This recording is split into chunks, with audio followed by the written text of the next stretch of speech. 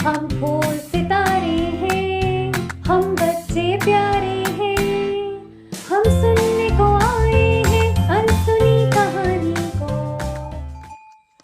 ये उस दौर की बात है जब गाड़ियां इजाद नहीं हुई थीं। लोग दूर दराज का सफर जानवरों पर किया करते।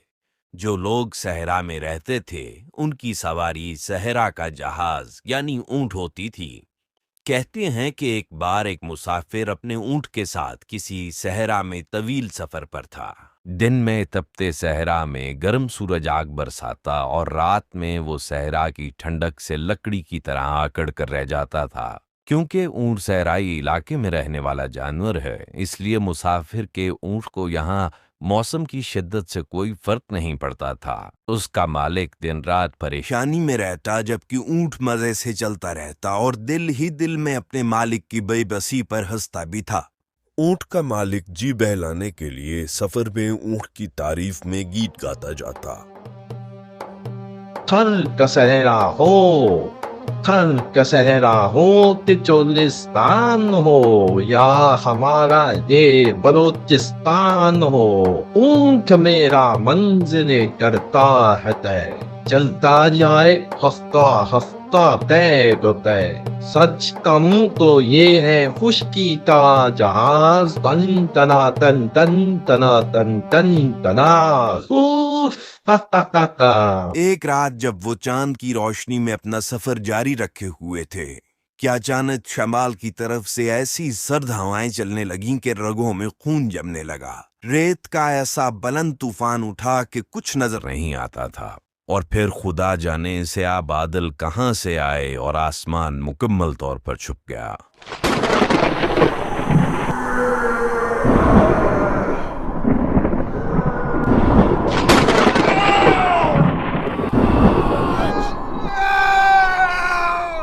खतरनाक तूफान से निकलकर मुसाफिर ने फैसला किया कि आज की रात सफर रोककर आराम कर लिया जाए। या खुदा है, ये कैसी ठंडी हवा है। मैं तो यहाँ कुल्फी बन जाऊंगा।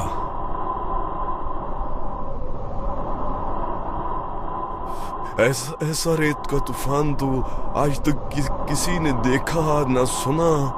यूं लगता है कि रेत का ये अस्ता पूरी दुनिया को निगल जाएगा।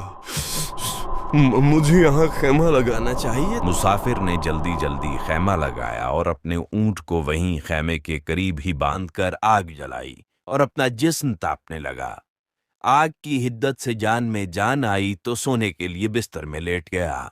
अब सूरत हाल ये थी कि खैमे के अंदर तो मुसाफिर सुकून से था, लेकिन बाहर खौफनाक तूफानी हवाएं साएं साएं कर रही थीं। सर्दी इस कदर बढ़ी कि बाहर ऊंट बिलबिला उठा और उसने मालिक को आवाज दी। मेरे मालिक, मेरे रहम दिल मालिक, आज की रात तो बहुत ही सर्द है। मुझे लगता है कि कहीं सर्द हवाओं से मेरी नाक बर्फ की तरह जम जाएगी। मालिक, खैमे में इतनी जगह है, अगर तुम इजाजत दो तो मैं अपना मुंह खैमे में कर लूं ताकि इस ठंड से बच सकूं। मुसाफिर की अभी आंख ही लगी थी कि ऊंट का बिलकना सुनकर जाग गया। उसे बेचारे ऊंट पर बहुत तरस आया, सो उसने ऊंट को मुंह खैमे के अंदर करने की इजाजत दे दी। अब मुसाफिर फिर से सोने लगा। बाहर सर्द हवाएं और भी तेज हो गईं। ऊंट की टांगें कांपने लगीं। वो देख रहा था कि उसका मालिक मजे से खैमे के अंदर सो रहा है, जबकि वो सर्दी में कांप रहा है। ऊंट को इस बात पर बड़ा ही गुस्सा आया। मालिक की आंख लगते ही उसने फिर से बिलकना शुरू कर दिया और मालिक को आवाज दी। हाय, आज तो मैं नहीं बचूंगा।